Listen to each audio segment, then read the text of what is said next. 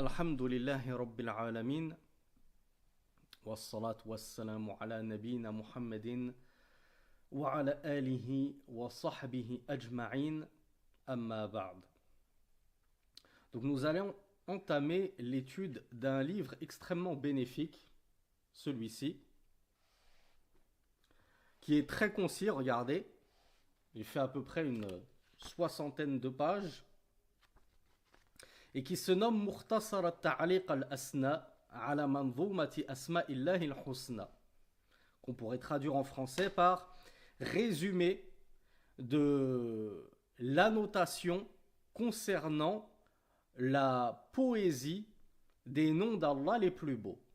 Alors c'est un titre un peu rébarbatif là, il y a beaucoup de mots dans ce titre. Premièrement, il nous dit résumé, parce que l'auteur, qui est le Cheikh Mubarak Ibn Abdullah Ibn Mubarak al-Musay'id, et je pense que très peu d'entre vous le connaissent, c'est l'imam de la grande mosquée Abdullah al-Rajihi à Riyad. C'est le khatib. C'est un élève d'un des plus grands élèves de Cheikh Ibn Uthaymin, rahimahullah, qui était le Cheikh Abdullah Ibn Muhammad al-Tayyar. Et lui, c'est l'élève de Cheikh al-Tayyar. D'ailleurs, il a demandé au Cheikh de réviser son livre. Et le Cheikh lui a fait ce qu'on appelle un taqdim. Il a présenté le livre, il l'a encouragé même à publier son livre. Il lui a donné des conseils lorsqu'il le fallait. Donc, alhamdoulilah, nous savons que nous sommes entre de bonnes mains déjà. Par rapport à l'auteur. Donc, le Cheikh Mubarak al-Musay'id. Ce Cheikh Mubarak al-Musay'id, il a fait un livre qu'il a appelé At-Ta'liq al-Asna. Donc, un commentaire sur un poème reprenant les noms d'Allah subhanahu wa ta'ala les plus beaux. Ce livre qu'il a fait, il est en 2 tomes. Et il a eu la bonne idée, et d'ailleurs c'est le Cheikh At-Tayyar qui l'a enjoint à faire cela. Lorsque le Cheikh Mubarak a voulu en marge, en annotation de son livre de base originel, résumer son livre, le Cheikh At-Tayyar lui a dit non, ne le fais pas dans la marge, mais plutôt fais-en une épître dédiée individuelle. Donc le Cheikh, Allahumma barik, il a eu la judicieuse idée, en même temps que le livre, il a fourni ce livret. Donc lorsque vous achetez son livre original en 2 tomes, vous avez en plus ce petit livret qui est le résumé de son livre. C'est une super idée ce genre de choses. Donc nous, comme ça va être notre premier véritable cours sur les noms divins, et certes vous avez été très nombreux à me demander de faire des cours sur les noms divins. Et comme vous l'avez remarqué, depuis le début de notre da'wa, on a essayé d'y aller et de procéder comme les savants procèdent. Et on enseigne le tawhid comme les savants l'enseignent. C'est-à-dire qu'on commence d'abord par les tawhid les plus fondamentaux qui sont tawhid al-uluhiyya wa al-rububiyya. Et donc on a beaucoup travaillé tawhid al-rububiyya wa al-uluhiyya dans diverses playlists comme Minhaj al-Muslim, Al-Aqida al-Tahawiyya, Al-Usul al-Thalatha, Al-Qawa'id al-Arba'a, Sittat al-Usul, et d'autres que j'ai probablement oubliés. 200 questions dans la croyance, 200 questions-réponses dans la croyance. Et bien qu'on ait déjà étudié également Tawhid al-Asma wa Sifa, ce n'est pas une nouveauté que de parler du monothéisme d'Allah dans ses noms et ses attributs, n'empêche qu'on n'en a pas dédié de séries de cours entières, exclusivement là-dessus.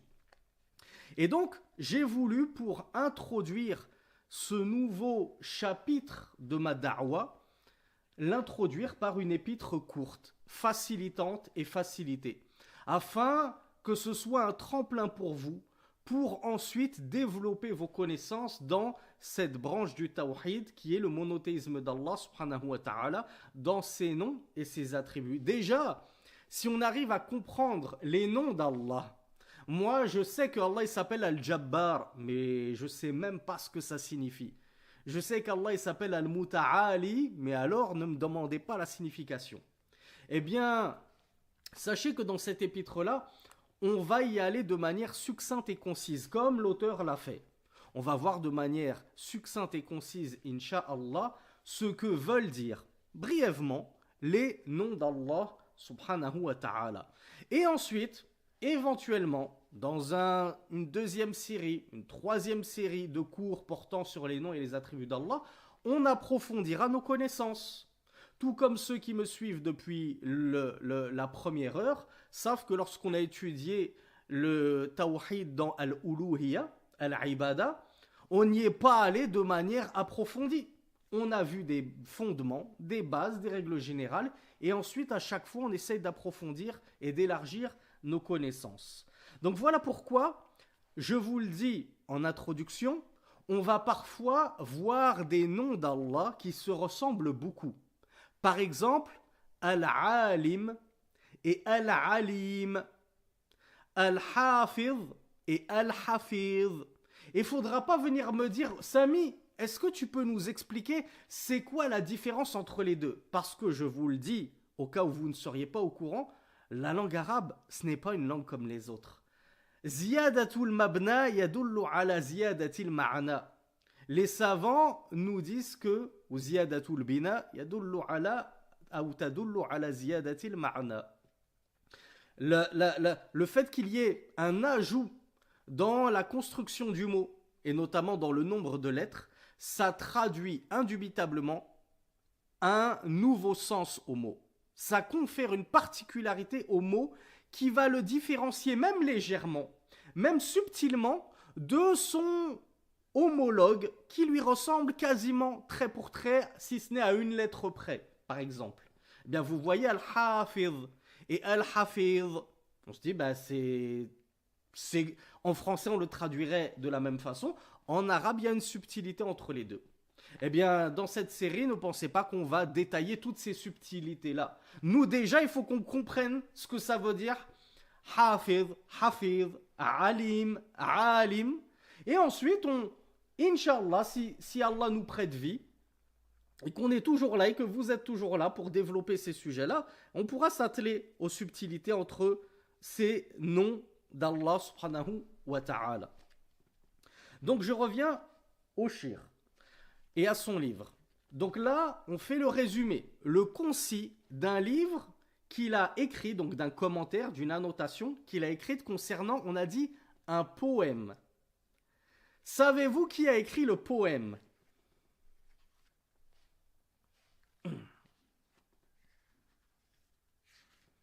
Je vous pose la question parce que je vous en avais déjà parlé très brièvement.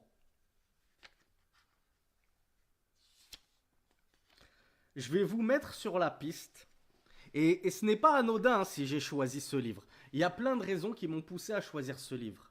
Ce poème-là, accrochez bien votre ceinture, il a été écrit par une femme. Ah oui, je sais, les frères ne vont pas être contents. Comment ça? Maintenant, le frère Sami, il est tombé aussi tellement bas que maintenant, on étudie des livres de femmes. Mais si je vous dis qui elle est, vous allez vous sentir tout petit. Cette femme, déjà, c'est un docteur. Un docteur en charia. C'est pas n'importe qui. Elle s'appelle Al-Kouari. Sheikha Al-Kouari. Et si je pouvais vous montrer des livres qu'elle a écrits et que j'ai à la maison, dont elle a fait le tahqiq ou le jam', c'est une femme qui est capable d'écrire des dizaines de tomes dans le fiqh, par exemple. Et elle a écrit également dans la aqidah. Alors non, ce n'est pas du tout la fille de Sheikh Al-Albani, rahmatullahi alayhi.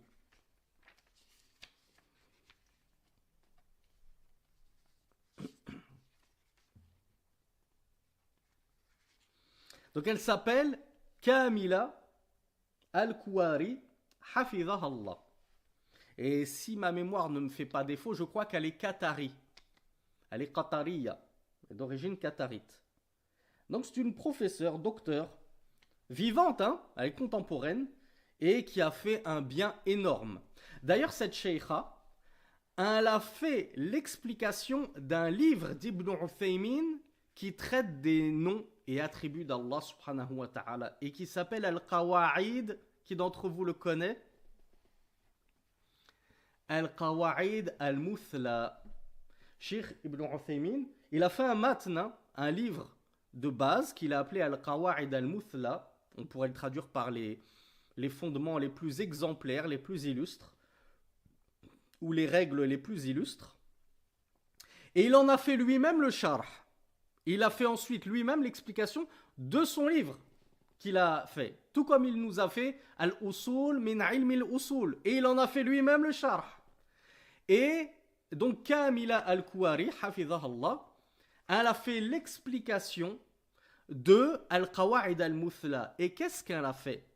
Elle a eu la judicieuse idée de prendre tous les noms divins dont le cheikh Mohammed ibn Salih al-Uthaymin a fait mention dans son livre Al-Qawa'id al-Muthla.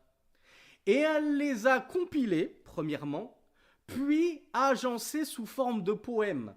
Alors certes, le poème, il se limite quasiment, à part l'introduction et la conclusion, à citer les noms d'Allah dans un certain ordre. Hein. Ne vous imaginez pas qu'il y a forcément un sens, une histoire derrière les vers, etc.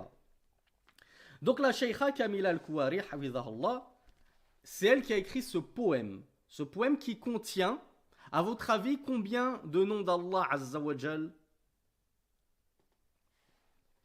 Oui, 99. Est-ce que c'est anodin ce chiffre 99? Pourquoi, à votre avis, elle en a cité 99? Alors non, et j'ai eu pas mal de mauvaises réponses. C'est pas juste ce qu'on connaît. En réalité, on en connaît plus que 99. La preuve, qu'est-ce qu'il a fait le cheikh Mubarak hafidhahullah? Il a rajouté à la fin, donc le cheikh, il a fait l'explication du poème de Sheikh al-Kouari. On est d'accord. Et à la fin, le cheikh, il a en plus rajouté des noms d'Allah qu'on ne trouve pas dans le poème, qui en comporte 99. Et ces noms en plus qu'il a rajoutés, savez-vous d'où il les a sortis de son chapeau? Il ne se trouve pas dans Al-Qawa'id al-Muthla d'Ibn Uthaymin, il les a pris des propos du Cheikh Ibn Baz, rahimahullah. Donc pour vous dire à quel point ça ne sort vraiment pas de nulle part. C'est vraiment du solide, ce qu'on va voir dans cette série de cours, Inch'Allah. Et c'est pour ça que ce livre, il est super intéressant. Et donc ça nous met déjà, ça répond à une question que vous auriez pu être nombreux à me poser d'entrée de jeu. Est-ce que Allah, il n'a que 99 noms divins? Eh bien non, pas du tout. Parce que déjà, rien que dans notre livre, on va en voir une centaine. Plus que 99. Et les savants, comme Cheikh Abdurrazaq al-Badr, hafidhahullah, nous expliquent que Asma'ullah ghayru mahsoura fi adadin muayyanin. L'avis le plus juste, wallahu a'lam, c'est que les noms d'Allah subhanahu wa ta'ala ne sont pas cernables et cernés par un nombre défini. On ne peut pas dire Allah il a 99 noms, Allah il a 120 noms, Allah il a 1000 noms. Il y a des savants qui ont essayé de les dénombrer, mais en réalité, l'avis le plus juste, et sur lequel reposait un grand nombre de pieux prédécesseurs, c'est que les noms d'Allah, on ne peut pas les cerner. Ils ne sont pas quantifiables et limités à un nombre défini. Donc Allah subhanahu wa ta'ala lui-même étant infini, ces noms n'ont pas de fin. Mais pourquoi on parle souvent de 99 ? On le verra dans ce livre, dans cette introduction. Donc nous avons vu l'auteur du livre que nous allons étudier. Nous avons vu l'autrice du poème. Nous avons vu la base dont est issu ce poème et qui est un livre de Cheikh Ibn Uthaymin, rahimahullah.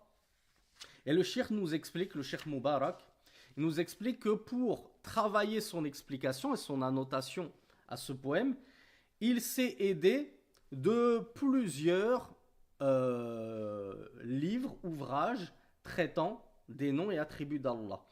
Et vous allez voir encore une fois que c'est du très solide.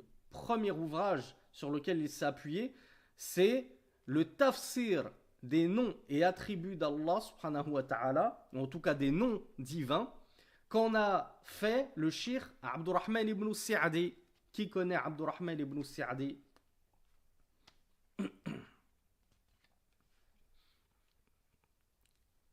lui-même, c'était le shir principal d'Ibn Uthaymin. Et d'autres savants comme Sheikh al-Bassam, Sheikh Ibn Aqil, c'était l'un des shirs, c'était le shir des chouyours, de nos chouyours contemporains. Une grande pointure, qui a écrit justement Tafsir et d'autres livres comme Minhaj al-Salikin et ainsi de suite. Il s'est également appuyé sur le livre que certains d'entre vous connaissent probablement de Cheikh Abdurrazaq al-Badr sur Al-Asma ul-Husna, Fiqh al-Asma il-Husna, la bonne compréhension, ou la compréhension pointue des noms divins de Abdurrazaq al-Badr, qui est le fils de Cheikh Abdul Muhsin al-Abbad. Il s'est appuyé sur un livre qui s'appelle An-Nahjul Asma fi Sharhi Asma Illahi al-Husna d'un docteur que vous ne connaissez très certainement pas et qui s'appelle Mohammed al-Hamoud al-Najdi et dont le livre n'a été autre que sa thèse de doctorat. Et vous savez qui a conseillé ce livre-là de Cheikh Mohammed al-Hamoud al-Najdi, An-Nahjul Asma fi Sharhi Asma Illahi al-Husna, ce n'est autre que Cheikh Salih al-Usaymi. Quand on a demandé au grand savant Cheikh Salih al-Usaymi quel livre vous nous conseillez pour Al-Asma al-Husna, les noms divins, il a dit ce livre-là, An-Nahjul Asma. Donc regardez un petit peu à quel point notre résumé, il puise dans des références les plus bénéfiques qui soient.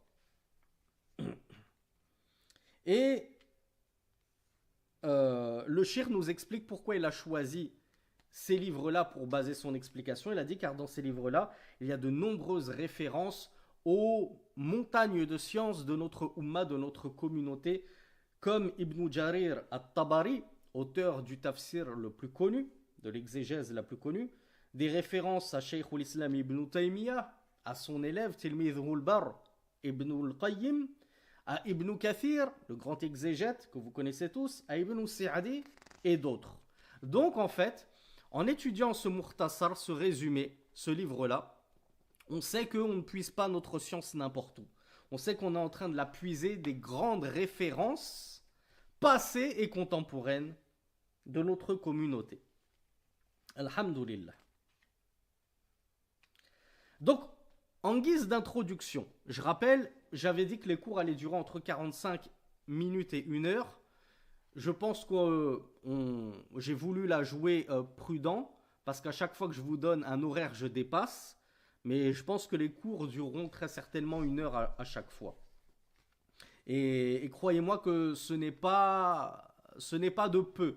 Ce n'est pas de peu de consacrer 10 heures, si ce n'est plus, à l'étude concise des noms d'Allah subhanahu wa ta'ala. Parce que normalement, on pourrait y consacrer bien davantage.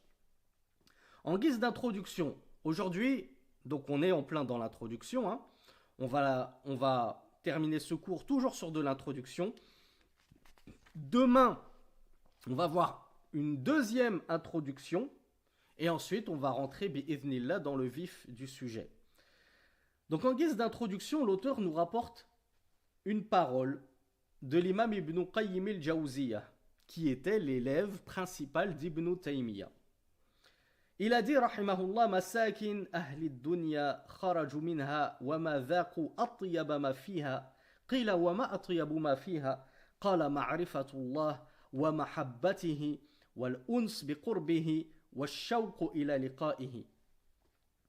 Donc le cheikh Ibn Qayyim al-Jawziyah a dit les pauvres de ce bas monde. À votre avis, qui sont les pauvres de ce bas monde? Si on vous demandait c'est qui le grand meskin, le grand perdant de cette dunya, c'est qui? Regardez ce que nous a dit. Alors vous me dites kafir, tout ça c'est évident. Mais regardez par rapport à nous. Il se peut que nous aussi nous fassions partie des pauvres de ce bas monde. Pourquoi?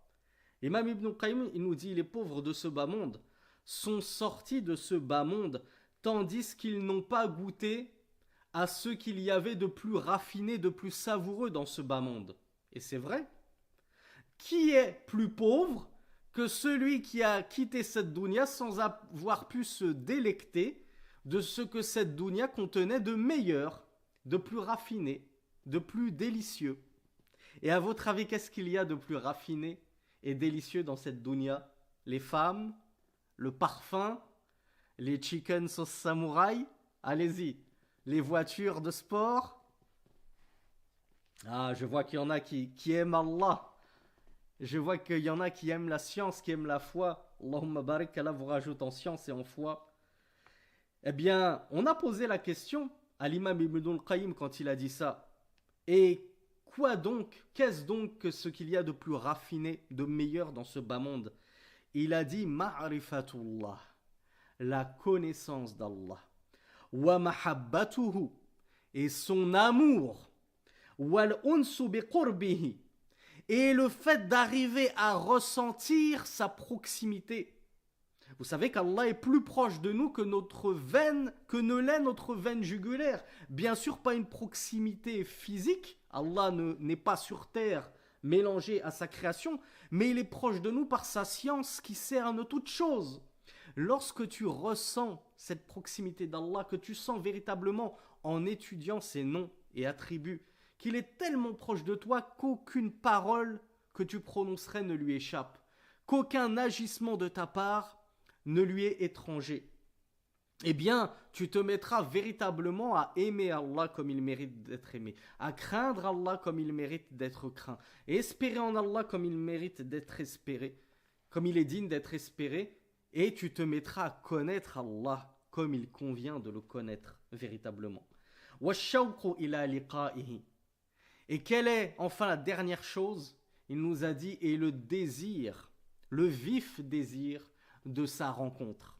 Lorsque tu connais bien Allah correctement, tu n'as plus qu'une hâte, c'est qu'il te reprenne à lui, dans le meilleur des états, bien entendu. On ne va pas souhaiter la mort alors qu'on est en plein noyé dans les péchés, qu'on n'a toujours pas fait taouba, etc.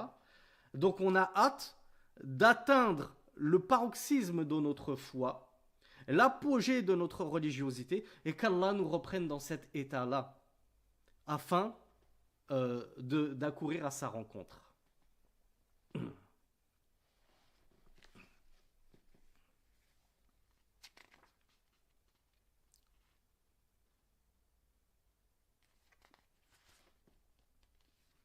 ومعرفة أسماء الله الحسنى تدعو إلى محبته وخشيته وخوفه ورجائه ومراقبته وإخلاص العمل له وتعلق القلب به سبحانه وتعالى وزيادة الإيمان والفوز بالجنان.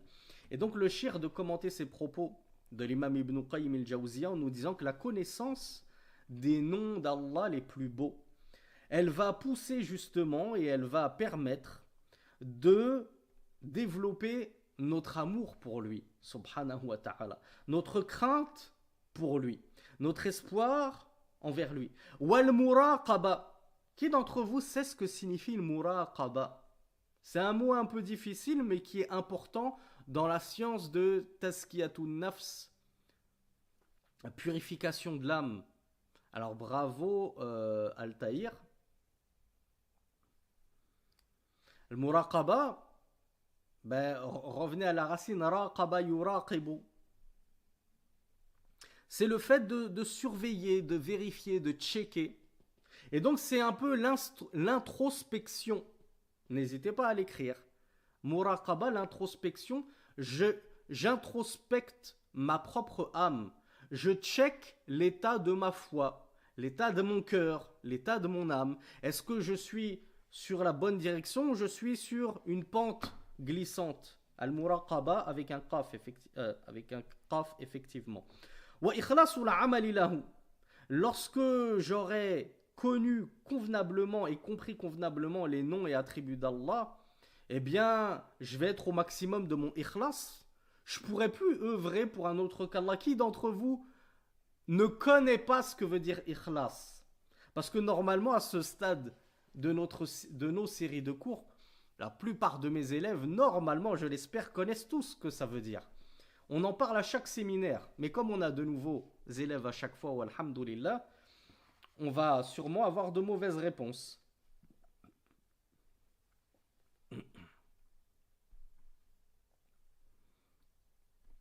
Alors bravo, beaucoup de bonnes réponses et je n'en attendais pas moins.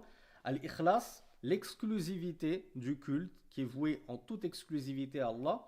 Et donc on peut traduire par la pureté de ton culte voué exclusivement à Allah subhanahu wa ta'ala. Culte purifié de quoi? De toute association, justement. Donc, bien connaître les noms d'Allah subhanahu wa ta'ala, ça va me permettre d'atteindre la complétion de l'ikhlas. Mon ikhlas, ma purification, la purification de mon culte sera totale et complète. Il n'y aura pas une goutte d'association, pas même d'association mineure, comme par exemple Ar-Riya. À quoi ça sert d'œuvrer pour les autres lorsque je sais que Allah, c'est lui Al-Hasib, c'est lui qui est celui qui va me dresser mes comptes.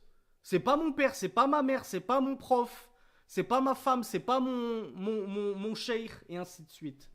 C'est à Allah que je rendrai des comptes seul. Donc, pourquoi œuvrer pour un autre que lui? Et donc, mon cœur va s'accrocher fermement à Allah subhanahu wa ta'ala après l'avoir connu convenablement.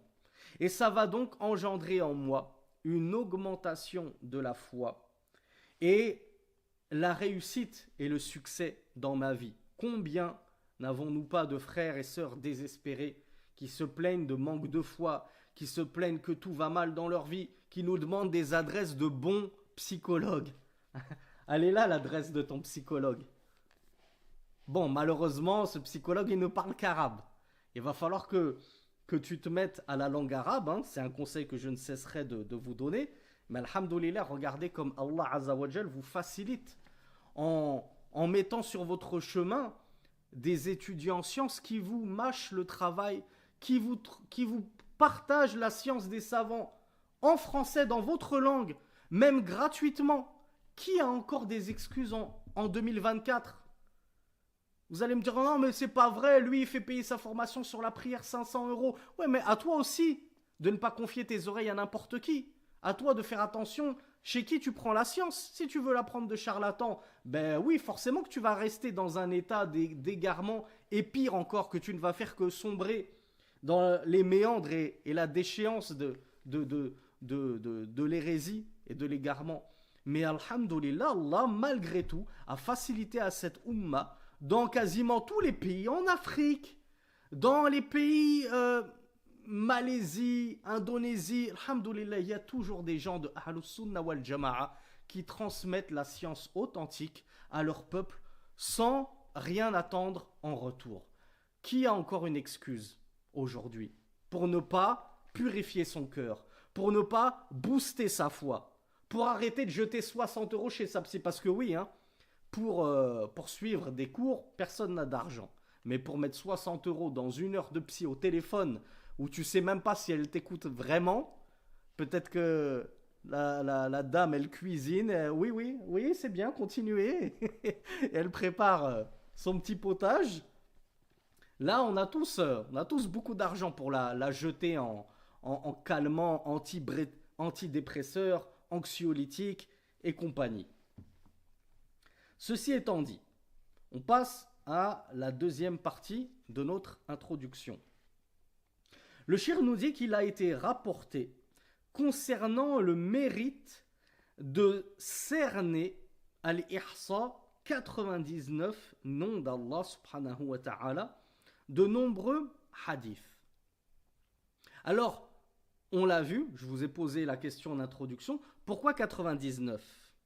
En plus, dans un hadith, on voit 99 sans moins 1, pour vraiment accentuer le fait qu'il faut qu'on essaye de cerner, et on va voir ce que signifie cerner, plus exhaustivement, 99 noms d'Allah subhanahu wa ta'ala.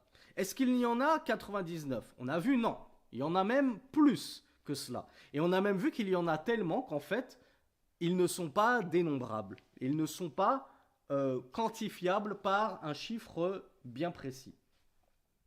Eh bien, celui-là qui aura cerné 99 noms, il aura une récompense immense. Voilà pourquoi les savants de toute époque se sont attelés d'essayer de regrouper les noms d'Allah subhanahu wa ta'ala pour aboutir à 99. Et il y en a qui ont tellement poussé le regroupement loin, qu'ils ont bien dépassé le chiffre 99. Et vous allez voir par exemple que certains vont dire que parmi les noms d'Allah subhanahu wa ta'ala, il y a Maliki Yawmiddin. C'est quoi ça, Maliki Yawmiddin? Ça vous dit quelque chose? Maliki Yawmiddin, vous êtes censé le réciter 17 fois par jour, non? Le maître du jour de la résurrection. Al-Malik, c'est le maître, le possesseur, celui qui possède.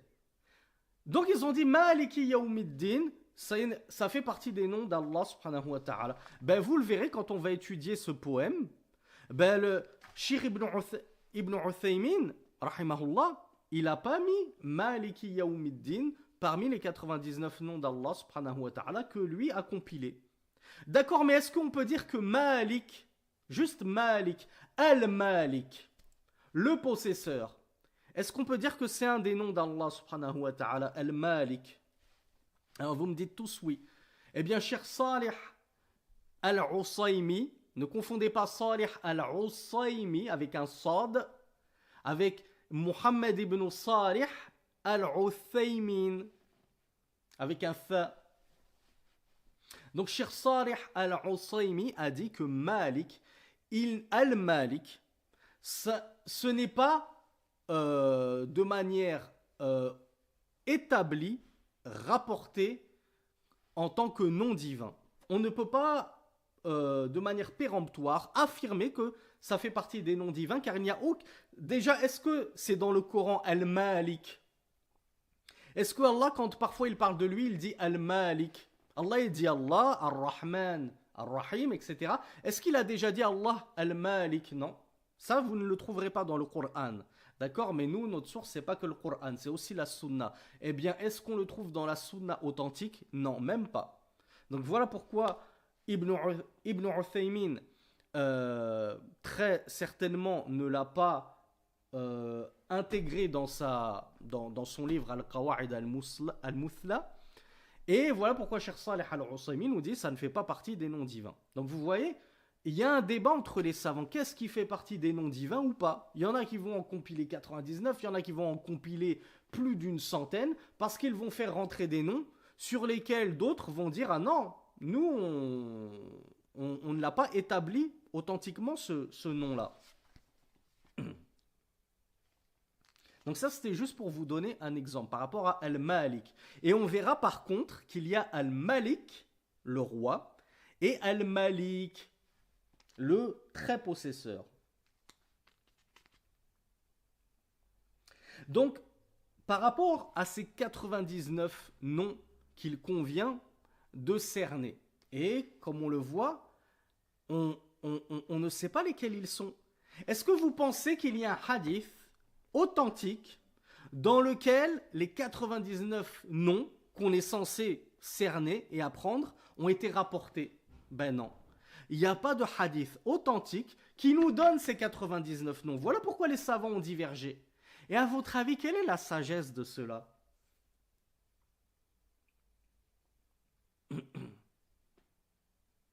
Bah oui, c'est ça, Merdi. La sagesse, c'est d'essayer d'en apprendre le maximum, de tout connaître d'Allah subhanahu wa ta'ala, d'étudier, étudier. Moi, par exemple, imaginez-vous que dans le Coran, en lisant le Coran, j'ai réussi à en trouver à peu près une trentaine, quarantaine. Je me dis, mince, il m'en manque pas mal là pour atteindre les 99. Ben, je vais étudier dans la Sunna. Imaginez que après avoir étudié Sahih Bukhari ou avoir étudié au pied de Cheikh Intel, je suis arrivé à 80. Je me dis, mince, il m'en manque encore 19. Donc je vais étudier un autre livre ou au pied d'un autre cheikh. Jusqu'à étudier tellement qu'au final, je dis, waouh, mais en fait, j'ai une compilation de noms d'Allah, j'en ai même carrément 130. Donc maintenant, reste à essayer de trouver lesquels sont les plus authentiques. Donc ça nous pousse justement à augmenter en science. Et savez-vous quelle est la seule chose qu'Allah Azza wa Jal a enjoint son prophète à demander en termes d'augmentation? Est-ce qu'Allah a enjoint son prophète à demander à avoir une augmentation de ressources, à avoir plus de femmes, plus d'enfants, plus de force physique, plus de beauté, plus de fidèles? c'est la science. C'est la science. Et dit, Seigneur, augmente-moi en science. Rabbi zidni ilma.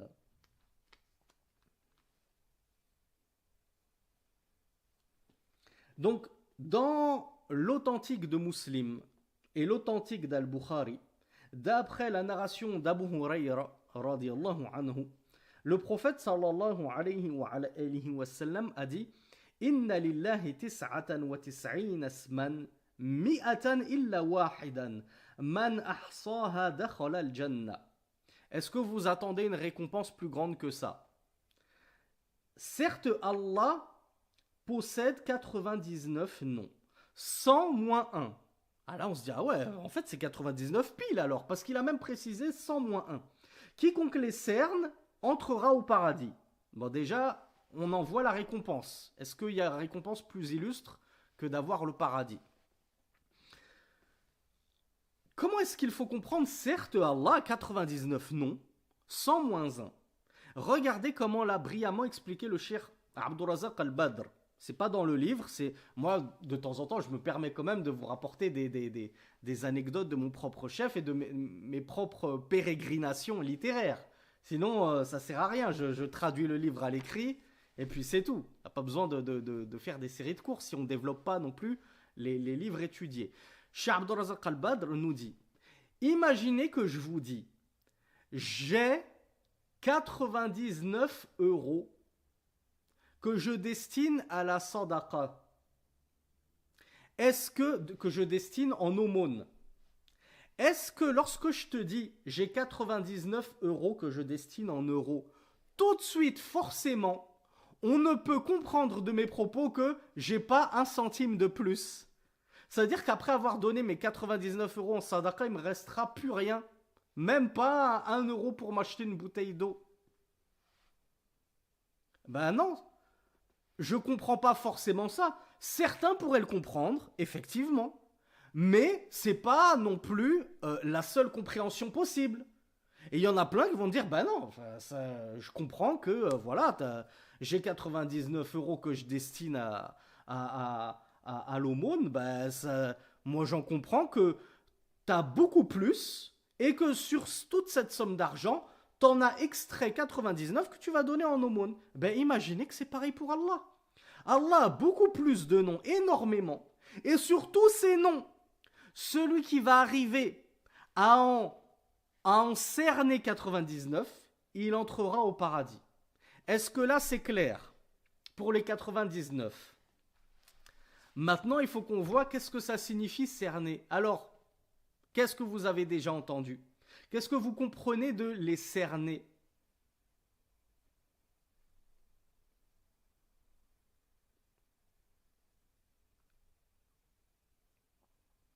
Alors, il y a Bakary qui me dit œuvrer avec. Déjà, c'est une bonne réponse.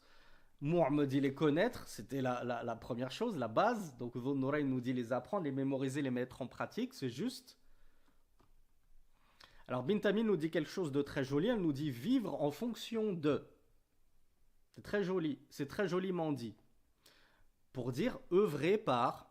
Mais j'aime le terme qu'elle emploie, le fait de vivre. Moi, je vous le dis toujours. Votre ibada, et je vous en parle souvent dans le vikr et la prière, faut la vivre, faut la ressentir. Ressentez que vous êtes en train d'adorer Allah subhanahu wa ta'ala. Ressentez que vous êtes en train de l'évoquer. Ressentez que ce que vous êtes en train de faire, c'est une adoration. Vous êtes en train d'adorer votre Seigneur subhanallah à une ère, à une époque où les gens n'adorent plus Allah. Ils se sont tous détournés de lui. Nous, on est en prière, on fait partie de ces rares élus. Hein, contrairement aux sionistes qui pensent être le peuple élu. Mais en réalité, c'est nous les élus d'Allah. Allah leur a enlevé cette élection, cet état de, comment on dit, oui, il a pris d'autres élus. Comme à chaque fois qu'un peuple transgresse, il les remplace par meilleurs qu'eux. Eh bien, nous qui sommes maintenant les élus d'Allah subhanahu wa ta'ala et les seuls, et quand je dis nous, c'est pas nous qui sommes dans cette série de cours nommément parlant. Nous les musulmans de façon générale, nous les croyants, nous sommes les seuls promis au paradis à cette époque. Eh bien, nous adorons Allah et on ne le remarque même pas, on ne le ressent même pas. On est en prière, dans la plus grande des adorations, après le monothéisme, et on ne la vit pas. On est ailleurs. On est comme la psy, en train de faire son potage, son bouillon, pendant qu'elle parle au téléphone à ses clients. Donc, qu'est-ce qu'il nous dit, le shir? Il nous dit, قال الإمام النووي رحمه الله. Alors, j'ai lu la deuxième version du hadith. في رواية لله 99 اسما 100 إلا واحدا لا يحفظها أحد إلا دخل الجنة وهو وتر يحب الوتر. Donc, dans la deuxième version, on trouve Allah possède 99 noms, 100 moins 1. Nul ne les mémorise. Donc là, on a une version avec la mémorisation. Nul ne les mémorise sans qu'il n'entre au paradis. Et il est impair, witr, Allah est impair, c'est-à-dire qu'il est unique, et il aime l'impair. Il aime les choses impaires. L'imam al-Nawawi a dit واتفق العلماء على أن هذا الحديث ليس فيه حصر لأسمائه سبحانه وتعالى فليس معناه أنه ليس له أسماء غير هذه 99 وإنما مقصود الحديث أن هذه 99 من أحصاها دخل الجنة. L'imam al-Nawawi nous dit la même chose que nos savants contemporains. Ce n'est pas une invention des savants contemporains d'Arabie. L'imam al-Nawawi disait déjà à son époque, les savants sont unanimes. Donc il y a carrément une unanimité des savants concernant cette compréhension que nous apportons de ce nombre spécifique des 99. Les savants sont unanimes que ce hadith n'est pas une restriction du nombre des noms d'Allah au chiffre 99, mais plutôt et qu'il n'y aurait pas d'autres noms autres que 99, mais plutôt le sens de ce hadith, c'est que celui qui cernera 99 noms d'Allah entrera au paradis. وأما معنى إحصائها وحفظها فمعناه كما ذكره مجموعة من المحقق من أهل العلم حفظها وفهم معناها والعمل بمقتضاها ودعاء الله بها. Et ce quatrième, je ne sais pas si je l'ai vu. Peut-être que ça a défilé trop vite et que j'ai pas vu quelqu'un me le dire. Je vais regarder quand même brièvement. Ah si, il y avait Hafsa. Bravo Hafsa qui m'avait apporté le dernier. Bravo Mehdi aussi qui me l'avait apporté ce dernier. Bravo Sonia qui m'avait apporté le dernier. Donc le shir nous dit, quant au sens de man ahsaha, celui qui cerne les 99 noms d'Allah, il va rentrer au paradis. Alors c'est quoi ce cernement? En quoi il consiste? Premièrement, comme vous êtes nombreux à me l'avoir dit, c'est le fait de les mémoriser. Il faut déjà les apprendre par cœur. Ah ouais, c'est bien de les connaître. J'ai fait une série de cours, tatata, maintenant je sais ce que ça veut dire. Mais si je te prends à froid comme ça dans 3 semaines, sur les noms, je te dis vas-y, récite-moi 99, tu serais capable de m'en citer que 80, ce qui est déjà pas mal. Mais si tu veux rentrer au paradis, c'est pas une condition, hein. Ça veut pas dire que celui qui en a pas appris 99, il va jamais rentrer au paradis. Mais c'est un sabab, une cause. Si tu les as mémorisés, avec le reste de ce que l'on va voir, Inch'Allah, tu rentreras au paradis. Donc déjà, mémoriser ces 99 noms d'Allah subhanahu wa ta'ala. Ensuite, fahmu ma'anaha, faut les comprendre. Ah bah oui, je vous le dis toujours, c'est comme pour Al-Fatiha, c'est comme pour les doigts, c'est comme pour tout dans notre religion. Je lis quelque chose, je récite le Coran, je ne le comprends même pas. Quelle est la saveur? Quel est l'intérêt?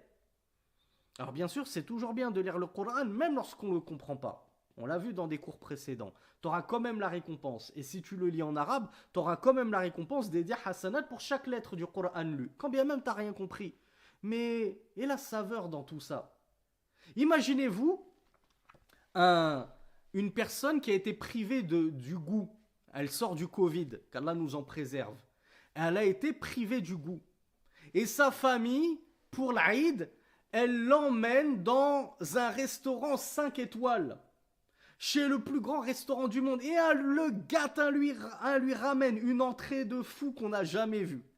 Et le plat de résistance, un truc de malade. Et le dessert à la Cédric, gros lait. Et la personne, elle mange un plat, un repas à 700 euros, 1000 euros, et elle n'a rien savouré du tout. N'est-ce pas du gâchis? Eh bien, quel gâchis plus grand que de lire le Coran sans même le comprendre. De prier, même en récitant juste Al-Fatiha, sans même la comprendre. D'invoquer Allah par le biais de ses plus beaux noms, sans même les comprendre. Donc je les mémorise et je m'efforce de les comprendre. Et bien sûr, la clé principale pour ouvrir cette porte de la compréhension, ce sera toujours la langue arabe. Oui, je vous ai dit, Allah Azza wa Jal vous a mis quelques routes de secours, que sont les étudiants en sciences francophones et dans d'autres pays anglophones, pour les turcophones, etc. Mais ça ne restera jamais que des routes de secours. À vous de faire l'effort au quotidien d'apprendre la langue arabe pour vous passer de ces routes de secours et rouler en Lamborghini. La Lamborghini, c'est quoi? C'est les savants. Là, lorsque vous pourrez prendre la science directement des savants, vous passerez de votre Fiat 500 hybride à une Lamborghini.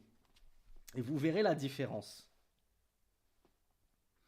Donc là, on a vu deux conditions. Mémoriser, comprendre. Ensuite, al-amalu bi muqtadaha. Ensuite, c'est bien, je les ai mémorisés, je les ai même compris. Mais imagine qu'après avoir mémorisé et compris tous les noms d'Allah, tu commences dans ton quotidien à œuvrer par ce qui s'oppose à cela. Tu vas te mettre à porter une main de Fatma, ou l'œil bleu là, le nizar, hein, c'est comme ça que ça s'appelle le nizar, ou un trèfle à 4 feuilles, ou tu vois un chat noir, tu commences à paniquer, ah j'ai peur, il va m'arriver malheur, tu vois une échelle, t'oses pas passer en dessous.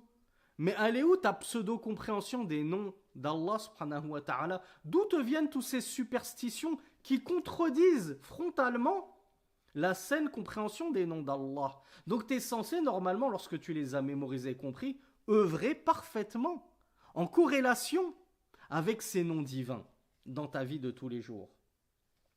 Et enfin, la dernière étape, c'est d'invoquer Allah par le biais de ces noms.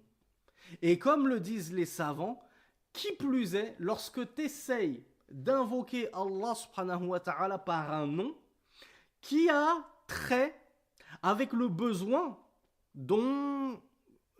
que tu quémandes auprès de lui.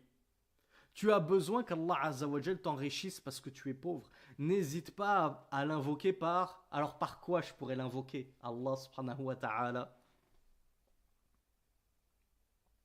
Alors oui, Merdi, bravo. Bravo, bravo. Vous m'avez dit Al-Ghani, le riche. Vous m'avez dit Al-Wahhab, le grand donateur. Vous m'avez dit, qu'est-ce qu'on m'avait dit? Ar-Razaq, le grand pourvoyeur à la subsistance. On pourrait dire aussi Al-Malik, le roi. Le roi, c'est celui qui possède tout en l'occurrence. Donc, regardez, lorsque vous avez besoin de quelque chose, vous pouvez invoquer Allah par n'importe quel nom. Et dont le nom suprême qui est Allah, déjà. Vous pouvez l'invoquer par Ar-Rahman Ar-Rahim, même si vous avez besoin d'une augmentation de salaire ou quelque chose comme ça. Mais c'est encore mieux, justement, de l'invoquer avec des noms spécifiques à ta demande. Et comment pouvoir le faire si tu ne les connais pas, ces noms-là? Si tu ne les as pas mémorisés, si tu ne sais même pas ce qu'ils veulent dire. Donc le fait de les mémoriser, de les comprendre, et de les vivre, et de les ressentir dans ton quotidien, ça te permet de mieux invoquer Allah subhanahu wa ta'ala. Et donc tu seras encore plus susceptible d'être exaucé par Allah subhanahu wa ta'ala. L'imam Ibn Qayyim al-Jawziyya, rahimahullah, a dit concernant ihsa ou asma'illah, le fait de cerner les noms d'Allah. Il a dit cela comporte des niveaux. Le premier niveau, al-martabatul oula, ihsa ou al-fadhiha wa adduha. Pardonnez-moi. Premier niveau de cerner les noms d'Allah, c'est déjà d'en cerner les termes, le terme, les lettres. Hein, donc j'apprends le nom tel qu'il est écrit et j'en apprends le nombre adéquat, 99 et même plus, pourquoi pas. Deuxième niveau, fahmu ma'aniha wa madluliha. Deuxième niveau, c'est de bien comprendre leur sens, leur signification, ce qu'ils indiquent. والثالثة دعاؤه بها كما قال الله تعالى ولله الأسماء الحسنى فادعوه بها comme dans la sourate Al-A'raf verset 80. Troisième niveau, c'est le fait d'invoquer Allah subhanahu wa ta'ala par le biais de ces noms que tu as appris et compris. Comme Allah azza wa jal nous le dit dans le Coran, sourate Al-A'raf, verset 80. Allah nous dit, et à Allah appartiennent les plus beaux noms. Alors, invoquez-le par leur biais. Invoquez-le, donc pas juste par Allah, pas juste par Ya Hayyu Ya Qayyum, et c'est très bien de le faire, mais si tu peux varier, c'est encore meilleur. Et en variant, et en usant dans ta vie de tous les jours, de tous les noms d'Allah subhanahu wa ta'ala qu'on connaît, qui sont authentiquement établis, eh bien tu auras obtempéré à cet enjoignement divin, à cette ordonnance divine qui nous demande de l'invoquer par le biais de ces noms. Et quant à l'invocation d'Allah subhanahu wa ta'ala par ces noms divins, et on va clore notre cours d'aujourd'hui là-dessus, il y a deux étapes, à votre avis, ou plutôt il y a deux catégories. Qui d'entre vous hume et voit venir ces deux catégories de dua? Alors oui, je pense que Bint Amin a la bonne réponse. Elle me dit le louer et demander, oui c'est ça. Bravo Bakari, c'est ça. L'imam Ibn Qayyim al-Jawziyya nous dit Ahaduha du'a thana'i wa ibada wa thaniya du'a talabin wa mas'ala. Donc la première catégorie de dua, c'est pas des du'a de besoin parce que tu as besoin de quelque chose, c'est une du'a d'éloge où je fais les éloges d'Allah. Ya Rahim, Ya Rahman, Anta al-awwal wal-akhir. Tu es le premier et le dernier, oh toi le tout miséricordieux. Je suis en train d'éloger Allah et c'est une ibada de faire les éloges d'Allah, de faire dhikrullah, son évocation. Donc là c'est une dua que je fais mais purement pour adorer Allah subhanahu wa ta'ala. Je ne demande rien à la suite. Et deuxième type de dua, d'invocation, ben c'est la dua de talab, de mas'ala. C'est une dua de besoin. Là, je demande à Allah. Et donc, oui, je vais placer quelques noms. Ya Ghani, ô toi le riche. Aghnini min al-faqr. Enrichis-moi et dispense-moi de la pauvreté. Comment on dit en français plus correct? Enrichis-moi contre la pauvreté. Ya Razzaq, rzuqni awladan salihin. Ô toi le grand pourvoyeur à la subsistance, donne-moi des enfants pieux, vertueux. Donc, lorsqu'Allah Azza wa Jal nous demande de l'invoquer par ses noms les plus beaux, l'imam Ibn Qayyim al-Jawziyya nous dit cela renferme les deux types de dua. Je l'invoque par ses noms les plus beaux par adoration et par éloge, et je l'invoque par ses noms les plus beaux lorsque j'ai besoin de lui et que je souhaite lui soumettre une requête, une demande.